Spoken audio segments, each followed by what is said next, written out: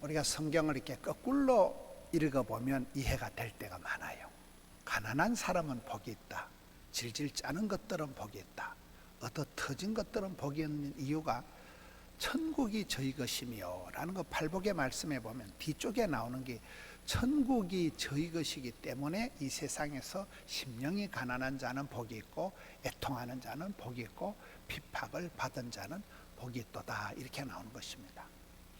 우리의 삶의 열매를 맺기 위해서는 앞에 전 단계가 있어요. 여러분 씨앗이 선반 위에 곱게 보관되어 있는 게 역사적 사명이 아니에요. 하나님 일하는 반드시 흙으로 떨어져야 돼요. 그리고 썩어야 돼요. 죽어야 돼요. 그러면 많은 열매를 맺는다. 신앙생활에서도 누가복음 11장에 보면 3단계가 있습니다. 구하는 자에게 구하라 찾아라 두드리라 구하는 자에게 두 번째 하나님 반드시 좋은 것을 주시는 거예요. 두드린 자에게 에바다 열어주시고 찾는 자에게 만나주시는데 구하는 자에게 좋은 것을 주시는데 이거 진짜 좋은데 남자한테 진짜 좋은데 어떻게 설명할 수가 없는 것 진짜 좋은 것을 성령을 주시지 않겠느냐. 그래서 이게 3단계로 구하는 자에게 좋은 것을 성령을 주시겠다는 거예요. 우리의 삶에 열매가 없는 것은 앞에 흙으로 떨어지는 단계 그리고 이 썩어서 싹이 나는 단계 이 단계를 거쳐야 그 다음에 많은 열매를 맺는다는 거예요. 하늘의 미래는 예수님의 일생하고 비슷하다. 예수님께서 하늘 영광의 그 하늘의 그 자리를 버리시고 포기하시고 성육신 인카네이션 말씀이가 육신이 되셔서 이 땅으로 내려오셨다. 그래서 이 땅에서 그가 십자가의 고난을 당하시고 죽으시고 무덤에 내려가셔서 그곳에서 죽음의 권세를 이기시고 다시 살아나셔서 많은 열매를 맺었듯이 우리의 삶도 그렇습니다. 이 사람이 복 있는 사람이다. 행복한 가정이다. 부흥되는 교회다. 건강한 사람이다. 될 성부른 나무는 뭐가 다를까요? 떡잎이 달라요. 떡잎. 이 떡잎 DNA 종자가 씨알이 중요해요. 씨알이 살아있네. 살아있는 씨알은 물을 주고 하면 반드시 썩고 난 뒤에는 싹이 나서 자랍니다. 그런데 씨알이 죽은 열매는 죽은 씨앗은 아무리 물을 줘도 자라지를 않습니다. 예수님은 생명의 빛으로 이 땅에 오셨기 때문에 어두움이 빛을 이겨본 적이 없다. 아무리 밤하늘이 땡땡 어둡고 칠흑같이 깜깜해도 아침이가 햇살이가 동창이가 밝아오면 어둠은 흔적도 없이 사라진다. 예수님은 생명의 빛으로 오셨기 때문에 무덤에 어두운 데서 갇혀 계실 뿐이 아니고 그분은 무덤을 파시고 부활하신 날이 오늘이 바로 부활절입니다. 살아있다는 것은 그 생명력이라는 건 엄청난 거예요. 대지를 뚫고 올라오고 살아있네. 살아있는 것은 생명력이 있는 것은 어떤 어려움이 있어도 이게 발화가 되고 싹이 나고 자랄 때 폭풍 성장 본능이 있는 거예요. 종족 보존의 법칙이 있어서 죽을 때가 되면 씨를 확 퍼뜨리고 죽는다. 살아있다는 건 그렇게 위대한 것입니다. 모든 것이 죽어가는 이 세상에서 생명의 예수, 부활의 예수, 생명운동처럼 위대한 것이 없습니다. 선악과는 따먹은 사람들이 죽음의 사망에 이르렀지만은 요한계시를 보면 이긴 자에게는 세마포 흰옷을 입혀주고 우리 부활절에는 주로 흰옷을 입고 오늘 찬양팀들도 뽀얀 흰옷을 입고 하잖아요. 옛날에 어른들은 부활절에 뽀사시한 흰옷을 입고 부활절 예배 다 오셨습니다. 그래서 오늘 넥타이도 좀 제가 일부러 골라서 이렇게 신경을 써서 맨 거예요. 생명의 주님은 어두움을, 흑암을, 무덤을 이기시고 파시고 살아나신 부활하신 분이기 때문에 그래서 우리가 부활절을 지키는 것입니다. 죽은 자는 죽은 자로 장사하게 하라. 산자여 따르라. 우리는 산자의 대열에 서는 것입니다. 여러분 하늘의 미랄이 선반 위에 곱게 보관하는 것은 본분이 아닙니다. 신앙생활이 제일 나쁜 게 뭐냐? 가만히 있는 거예요. 안 되겠지? 힘들겠지? 어렵겠지? 사람 불리겠지? 가만히 있는 게 제일 나쁜 거예요. 애를 쓰고 힘을 쓰고 두드리고 부러지고 사모하고 갈급하고 여러분 하나님의 미랄은 잘 보관하는 게 목적입니다. 반드시 흙에 떨어져서 썩어버려야 돼요. 죽어버려야 돼요. 그러면 그것이 많은 열매를 맺는 것입니다. 가난한 농부의 아들들이 금수저보다 나은 것이, 가난한 농부의 아들들은 이 헝거리 정신, 잡초 근성, 풀뿌리 사역, 맨발의 청춘이기 때문에 땅바닥에서 흙을 밟고 살아가는 사람들 그 굉장한 적응력이, 근성이 있는 것입니다. 예수님은 하늘 위에서 땅으로 내려오신 게 낙차 큰 폭포다 이러더라고요. 여러분, 수력 발전을 일으키기 때문에 낙차가 클수록 수력 발전을 많이 일으키잖아요. 운동 경기는 유도와 같이 이 격투기에서는 낙법이 중요하다더라고요. 자빠질 때, 넘어질 때 잘 넘어져야 돼요. 낙법을 잘 써야 다치지 않고 다음 동작이 나온다. 유도에서는 낙법이 이게 굉장히 중요한 기술이듯이 인생은 내려놓고 겸손해지고 예수님처럼 이렇게 흙으로 내려오는, 겸손을 감당하는 이게 중요한 실력이 되는 것입니다. 베드로가 쓰임 받은 것은 예수님 말씀하실 때 몸을 던져버린, 바다 위에 몸을 투신한, 던져버린 헌신을 했기 때문에 베드로가 물리를 걸어가는 기적의 주인공이 되었다. 많은 사람들이 이거 뭐 괜히 옷 베리면 드라이클리닝 돈이 얼마고, 생각이 복잡한 사람은 몸을 안 던진다. 몸을 던질 때 역사가 일어나는 것입니다.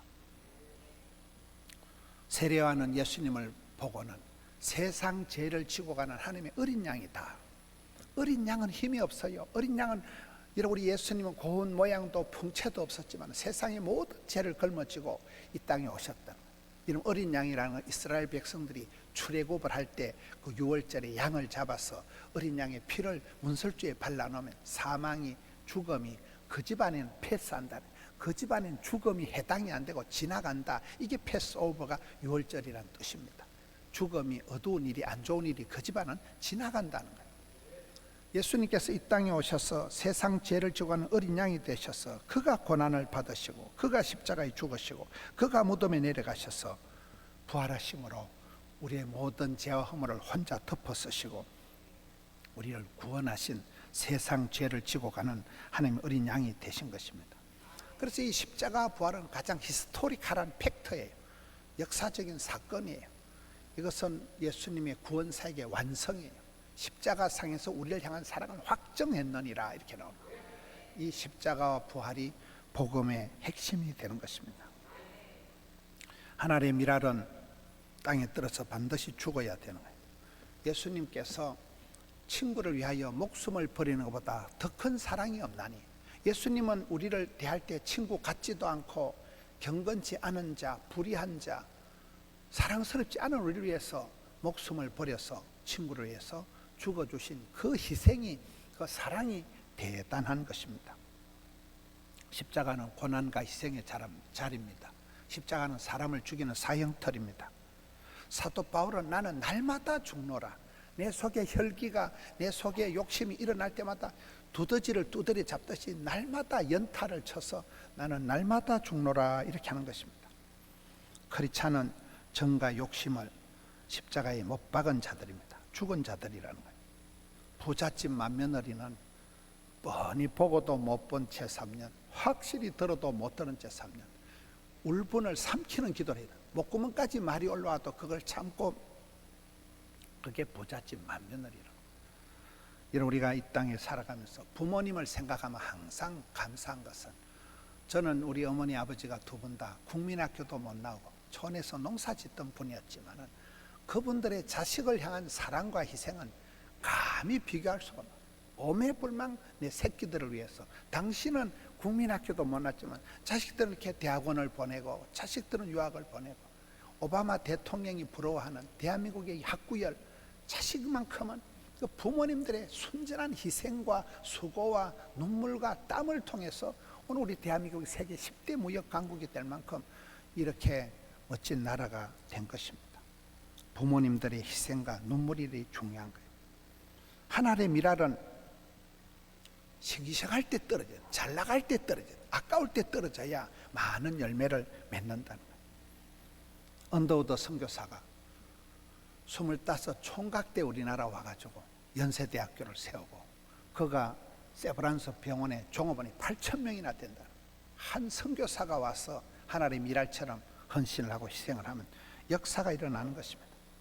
예수님은 이 땅에 오셔서 꼴랑 3년을 공생 사역을 했었지만 다 이루었도다. 테텔레스타이 3년 만에 온 세상을 구원하는 사역을 젊어서 다 이루신 것입니다. 우리가 예수님의 생애를 이 성찬식을 할 때 찢어진 빵, 부어지는 포도주 이렇게 얘기합니다. 이스라엘의 빵은 호빗이라고 냄비 뚜껑같이 생긴 빵을 뜯어서 찢어서 이렇게 성찬식 때 사진을 보면 여러분 이스라엘 사람들은 빵을 찢어서 나누면 예수님의 몸이 이렇게 찢어진다는 성찬식의 의미라는 게. 포도주가 뭡니까? 이런 와인을 때깔 좋게 와인을 하는 게 아니고 그 포도를 따가지고 셀이 밟아가지고 지디겨가지고 으깨어가지고 박살을 내가 쥐어 짜가지고 접을 내가지고 그걸 지하에 묻어가 지하에 두고 발효가 되어서 숙성이 되었을 때 그게 멋진 와인이 되듯이 찢어지고 으깨어진 포도주를 부어서만 이게 성찬식이라. 예수님이 우리를 위해서 그가 찔림으로 그가 상함은 우리의 죄악 때문이요 그의 찔림은 우리의 허물 때문이요 징계를 받음으로 우리가 평화를 누리고 그가 채찍에 맞음으로 우리가 나음을 받았도다. 이렇게 이게 십자가 부활이 그렇게 흘러가는 것입니다. 저는 최근에 제가 이렇게 글들을 보면서 개인적으로 느낀 게 하나 있어요. 글들을 보면서 왜 저분이 저렇게 성공했을까? 왜 저분이 저렇게 전설적인 대단한 일을 한 분들의 공통점이 딱 한 가지가 있더라고요. 그게 뭔가 하면 그분들이 그 일에 목숨을 걸더라고요. 그 일을 목숨을 걸었기 때문에 역사를 만들어냈다는 거예요. 많은 경우에 사람들이 영혼이 없는 소리를 하고 자빠졌네. 하나 마나 있으나 마나 건성건성 해도 되고 안 해도 그만이고 땜방이나 하고 그런 무책임한 모습들이 많은데 어떤 일을 해낸 사람들은 죽기 아니면 살기 아니면 까무러치기를 한다. 목숨을 걸었다는 지사충성, 지극정성, 일사각오 그런 분들만이 끝장을 보더라고요. 오늘 저와 여러분이 많은 경우에 건성건성, 얼렁뚱땅 너무나 이렇게 안이하게 살아가는 모습이 많다는 거예요. 예수님이 이 땅에 오셔서 목숨을 바쳐서 생명을 다해서 우리를 사랑한 이것이 위대한 것입니다. 사명이라는 것은 내가 일을 하다 죽어도 좋아. 이게 사명인데 그래서 웰빙이 아니라 웰다잉이 중요하고 관리가 아니고 관심을 가져야 되고 부담이 아니라 그게 사명이 되는 것이고 사람은 죽은 이후에 진정한 평가가 납니다. 참 저런 대단했다. 그래서 인생은 원더풀, 장례식은 뷰티풀 이러잖아요. 삶이 아름다운 것은 뒤끝이 여자들은 뒤태가 고와야 된다. 앞으로 돌아가면 폭탄 같아도 뒤끝이 좋아야 된다. 한 이름 없는 여인이 향료갑을 깨뜨려서 예수님의 장례식을 준비한 것을 예수님이 두고 복음이 전파되는 곳에 이 여인의 이야기를 기념해라, 기억해라고 하셨듯이 이런 우리가 나쁜 일을 안 좋은 일을 가슴에 남는 기억이 되는 게 아니라 좋은 일을 기념하는 그런 삶을 살아가야 됩니다. 가장 작은 겨자 씨앗이 심겨지면 자라서 나무가 되고 숲을 이루고 큰 숲을 이루고 안산의 동산교회 김인중 목사님은 큰 숲 운동을 큰 숲을 이루어서 새들이 깃들이고 많은 사람들이 그 와서 심을 얻도록 하는 그 역할을 했습니다. 씨앗은 반드시 죽으면 썩으면 싹이 나고 우미 타고 폭풍 성장을 하는 것, 성장 본능을 가지고 자라가는 것입니다. 우리나라에 1889년도에 호주의 데이비스 선교사가 이 부산 땅에 와서 금방 돌아가셨어요.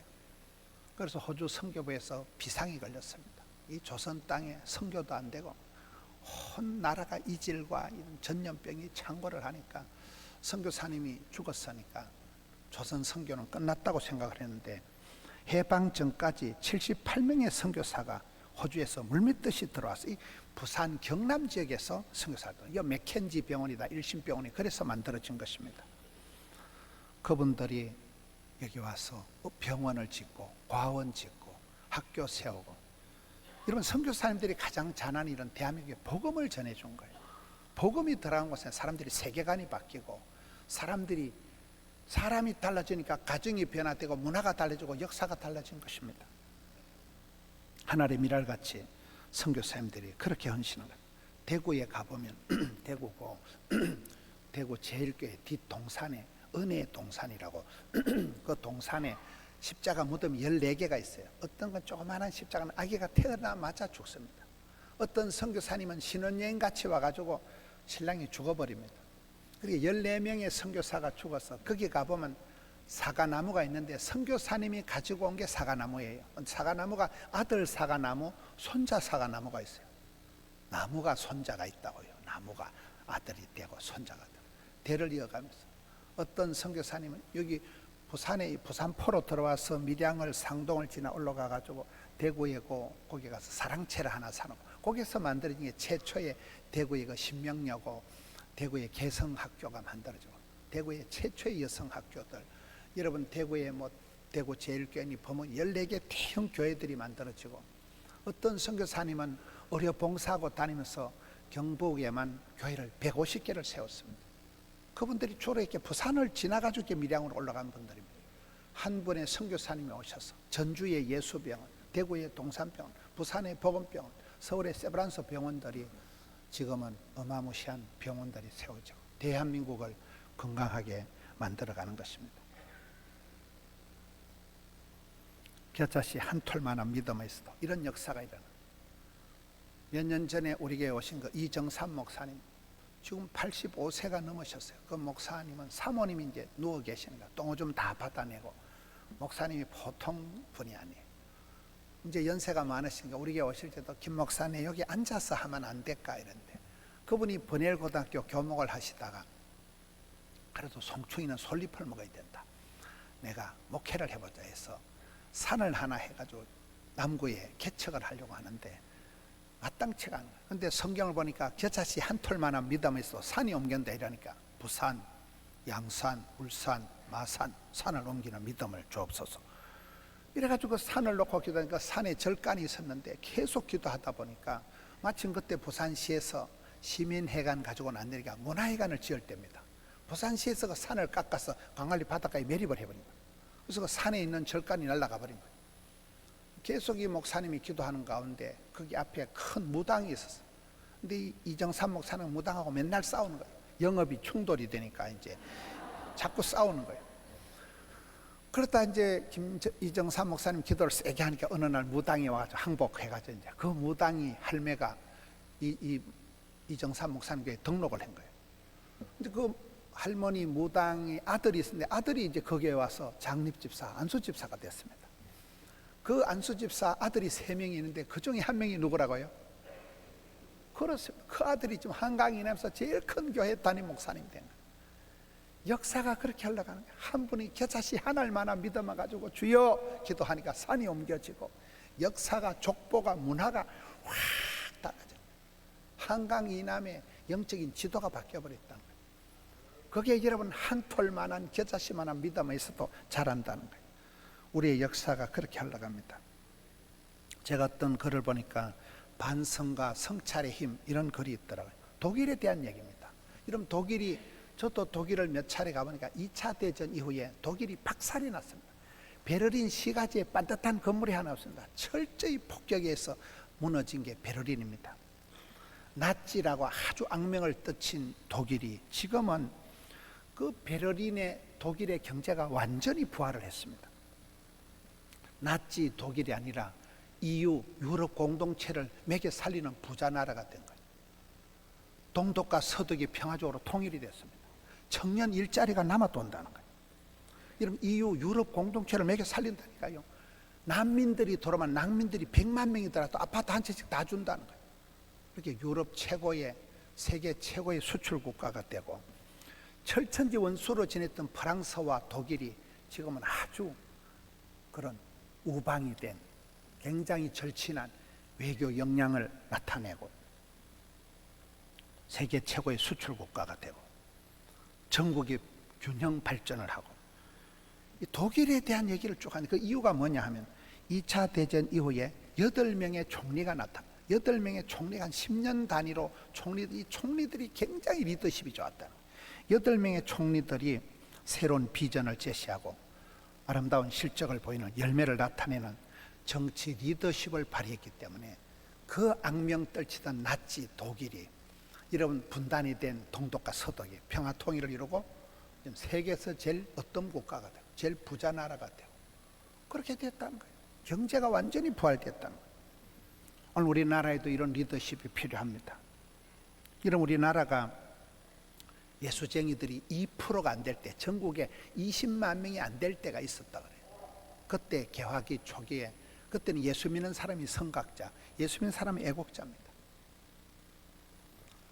그때 고당 조만식 장로님, 남강 이성훈 장로님은 민족의 서성이라 했어요. 백범 김구 선생님 한 말 중에 하나가 경찰서 100개 짓는 것보다 예배당 한 채 짓는 게 낫다. 백범 김구의 말이에요. 여러분 요즘 우리가 건국전쟁 많이 보는 우남 이성만, 도산 안창호, 저는 도산 안창호 말 중에 우리 주변에 인재가, 사람이, 인물이, 리더가 없다고 그딴 소리 하지 말라. 네가 하라는 거야. 네가 인재가 되라는 거야.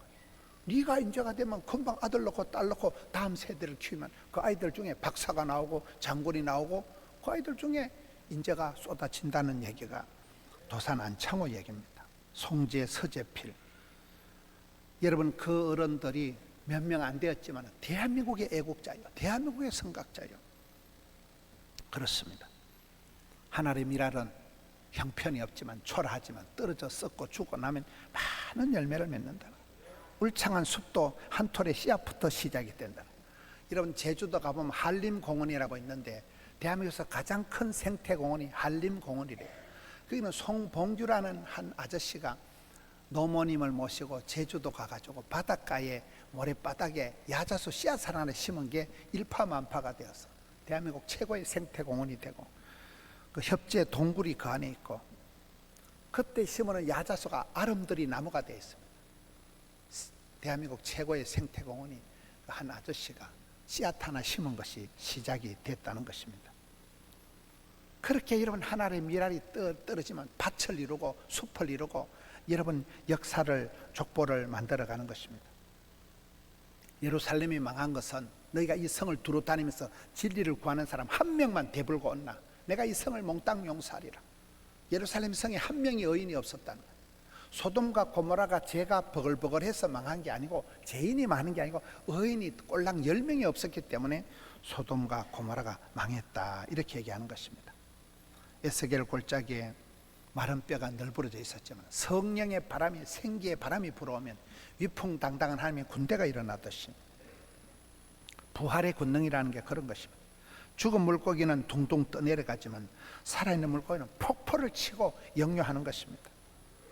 제가 손님들이 오면 횟집에 모시고 가는 데가 있어요. 횟집의 사장님이 집사님인데 설명을 잘 하더라고요. 저는 회를 잘 모르지만 막 회를 설명을 하다가 여러분 살아있는 이 회가 얼마나 중요한가 하면 물고기가 살아있는 물고기는 바닷물, 짠물 속에서 절대로 짠물이 몸속에 안 들어온대요. 근데 죽은 물고기는 짠물이 그냥 몸으로 들어서 염장이 된다는 거예요. 말귀를 잘 못 알아들으시네. 살아있는 물고기는 아무리 짠 물 속에 있어도 안 짜게 된대요. 뒤진 것들은 금방 짜게 돼버린다는 거예요. 그래 목사님 이걸 설교 때 써먹으라고 지가 설교를 다 하고 나한테 이래 하는데 하여튼 은혜가 되더라고요. 살아있네. 살아있는 물고기는 떠내려가잖아요. 폭포를 치고 막 팍팍팍 올라가는 게 살아있는 물고기는. 죽은 물고기는 금방 짠물이 들어와가지고 염장이 다 돼버리지만 살아있는 물고기는 절대로 짠물 속에 있어도 안 짜게 된대. 부활이라는 그런 것입니다. 이 고난이 많은 땅에서 모든 것이 죽어가는 세상에서 예수 부활, 나의 부활, 예수 권세, 나의 권세가 되어서 이 위축되고 어두운 세상에서 다시금 부활의 기쁨을 가지고 다시금 벌떡 일어나는 우리 성도님들 되시기를 축원합니다.